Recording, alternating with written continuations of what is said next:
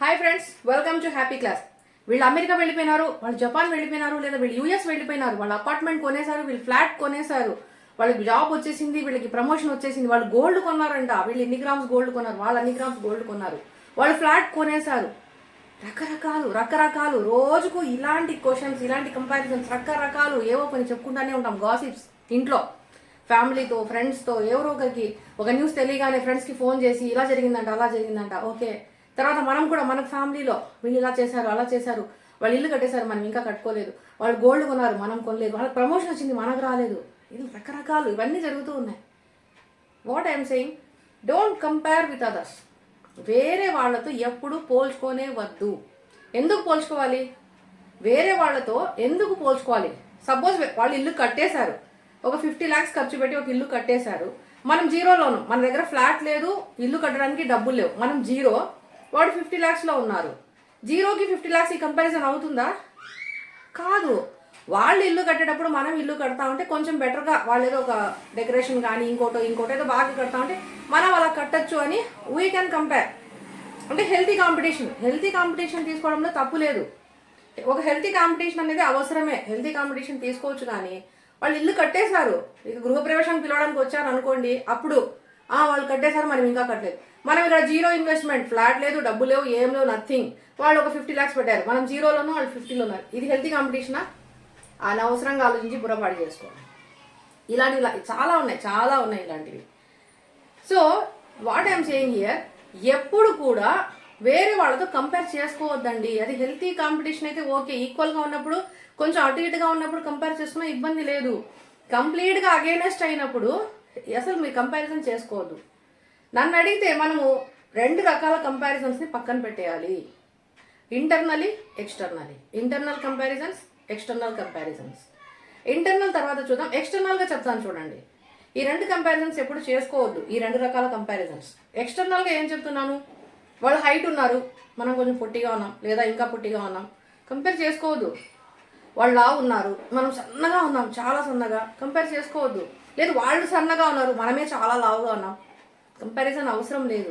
వాళ్ళు బాగా ఫెయిర్గా ఉన్నారు, తెల్లగా ఉన్నారు, మనం బ్లాక్గా ఉన్నాం, నల్లగా ఉన్నాం, కంపారిజన్ అవసరం లేదు. ఇవన్నీ ఎక్స్టర్నల్ చూడడానికి. Height, weight, colour, smile, hair, వాళ్ళకి లాంగ్ హెయిర్ ఉంది, మనకి ఇంతే హెయిర్ ఉంది, లేదా వాళ్ళకి హెయిర్ లేదు, మనకు ఉండొచ్చు, లేదా వాళ్ళకి ఫుల్ హెయిర్ ఉంది, మనకు లేకపోవచ్చు, వాళ్ళకి బాగా వైట్గా ఉండొచ్చు, మనం బ్లాక్గా ఉన్నాం. ఇలా రకరకాలు, ఇవన్నీ కూడా ఎక్స్టర్నల్ కంపేర్. ఇవన్నీ మారవు, రావు, చేయలేం. ఒక లావు పెరగడం, తగ్గడం, ఇలాంటి కొన్ని విషయాలు తప్ప. మన హైట్ పెరగగలమా? ఇంపాసిబుల్. మీకు పాసిబుల్ అనిపిస్తే నాకు కామెంట్ చేయండి. సో మనం ఇక కలర్ చేంజ్, ఇక స్మైల్, ఇంకా మేము ఇవి చేసుకున్నాం, కాస్మెటిక్ సర్జరీలు అప్పుడు చేసుకోవచ్చు అండి, అది అవుట్ ఆఫ్, అది సెకండరీ థింగ్. ఓకే, కాబట్టి మ్యాక్సిమం ఏం చేయండి అంటే, మీరు ఎప్పుడు పక్కన వాళ్ళతో ఇలాంటి ఎక్స్టర్నల్ కంపారిజన్స్కి వెళ్ళొద్దండి. ఇకపోతే ఇంటర్నల్ కంపారిజన్స్. ఇంటర్నల్గా మనమే కంపేర్ చేసుకోవడం. మనము ఇండివిజువల్గా వేరే వాళ్ళతో కంపేర్ చేసుకుంటూ ఉంటాం.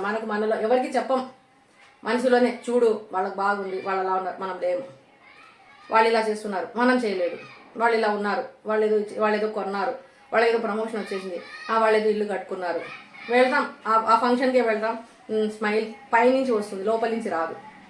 చూద్దాం, ఇల్లు అంతా బాగుంది, ఓకే మేము ఇలా కట్టుకుంటే బాగుందేమో అని మనసులో అనుకోవాలి. ఇలా చాలా రకాలుగా జరుగుతుంటాయి.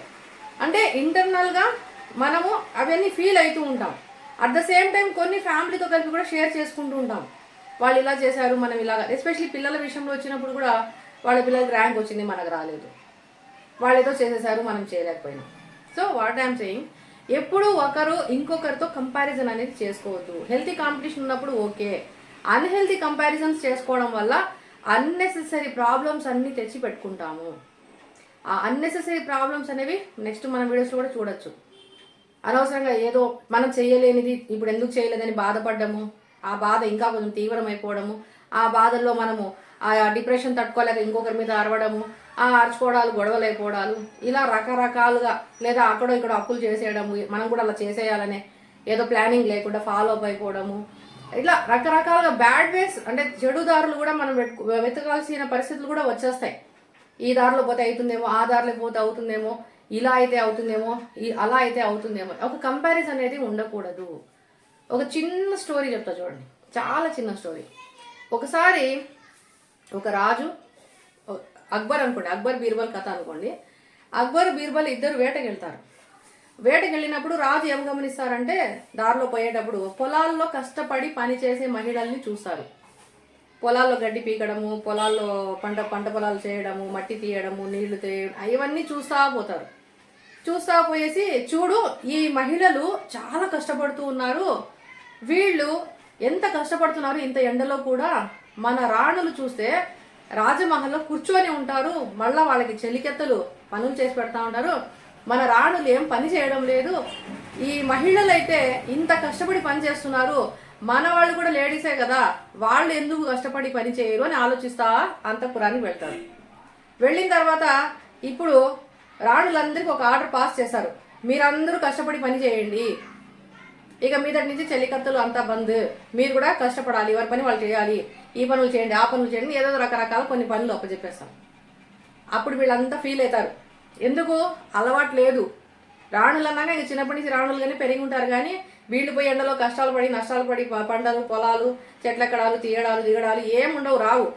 ఏం చేయాలి అర్థం కాక బీర్బల్ దగ్గరికి వెళ్ళి చెప్తారు, అయ్యా ఇట్లా రాజుగారు మాకు ఇలా కష్టాలు పడమంటున్నారు, అన్ని పనులు మమ్మల్ని చేయమంటున్నారు, ఆ పని చేయమన్నారు, ఈ పని చేయమన్నారు అని రకరకాల పనులు చెప్తారు. ఓకే, అంతా బీర్బల్ గారు వినిన తర్వాత మీరు కాసేపు ఓపిక పట్టండి, నేను ఏదో ఒకటి ఉపాయం ఆలోచిస్తాను చెప్తాను అని వీళ్ళకు చెప్తారు. చెప్పి బీర్బల్ గారు ఏం చేస్తారంటే వాళ్ళ ఉద్యానవనాల తోటలు ఉంటాయి కదా, ఆ తోటలకి డైలీ నీళ్లు పట్టేవాళ్ళు. ఈయన నీళ్లు పట్టడం ఆపిచ్చేస్తాడు. రాజుగారు నడుచుకుంటా పోయి ఒకరోజు చూసారు మొక్కలు ఎందుకో ఎండిపోతున్నాయి అనేసి. సరే ఏదో ఎండాకాలమో ఏదో సమ్ రీజన్స్ ఉండొచ్చు, ఎండిపోవచ్చులే అని వదిలేసి వెళ్ళిపోతారు. అలాగే ఒక 2 రోజులు 3 రోజులు 4 రోజులు ఒక వారం రోజులు చూస్తారు. చూసేముంది మొక్కలన్నీ తీర్మానంగా ఎండిపోయి ఉంటాయి, పూర్తిగా ఎండిపోయినాయి మొక్కలు. అప్పుడు పిలిచి అడుగుతారు, ఏమైంది, ఎందుకు ఉద్యానవనం అంతా ఎండిపోతా ఉంది అని అక్బర్ పిలిచి అందరినీ ఎందుకు ఇలా జరిగింది అని అడిగితే వాళ్ళేం సమాధానం చెప్తారు, బీర్బల్ గారు ఈ చెట్లకు నీళ్లు పట్టద్దన్నారు, మొక్కలు అందుకు ఎండిపోయినాయి, మొక్కలకు నీళ్లు పట్టద్దన్నారు, అందుకు మొక్కలు ఎండిపోయినాయి అన్నారు. అప్పుడు బీర్బల్ గారిని పిలిచి, అయ్యా ఎందుకు మీరు నీళ్లు పట్టలివ్వలేదు, నీళ్లు పట్టి ఉండేవన్నీ బాగుండేవి కదా, ఎందుకు నీళ్లు పట్టలేదు అని బీర్బల్ని అడుగుతారు.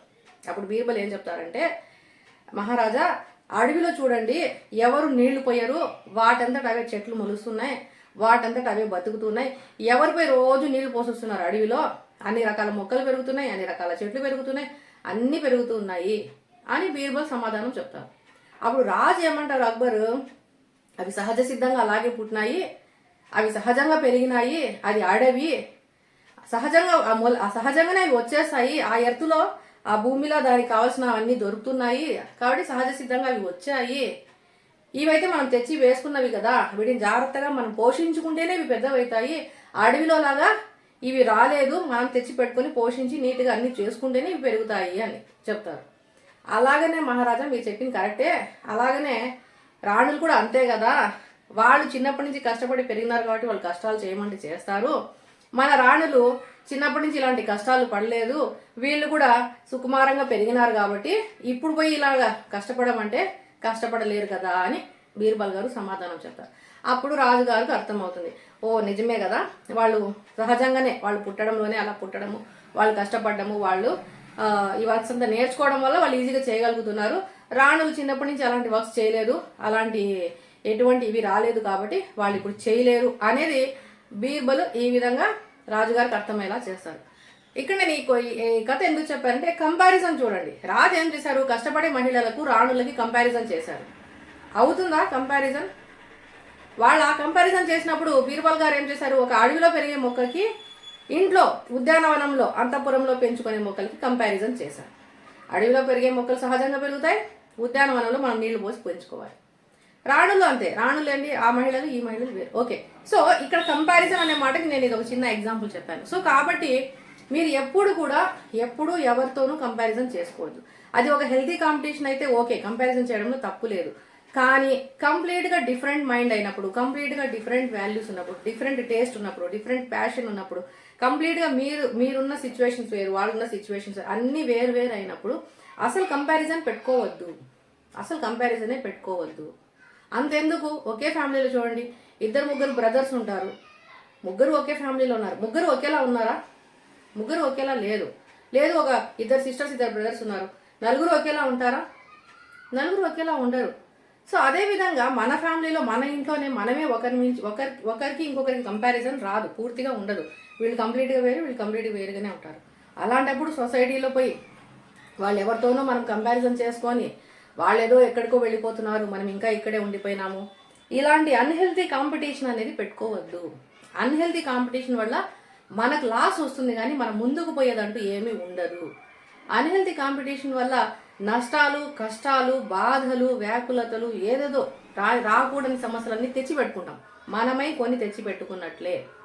కాబట్టి ఎప్పుడు కూడా అన్హెల్తీ కాంపిటీషన్ తీసుకోవద్దండి.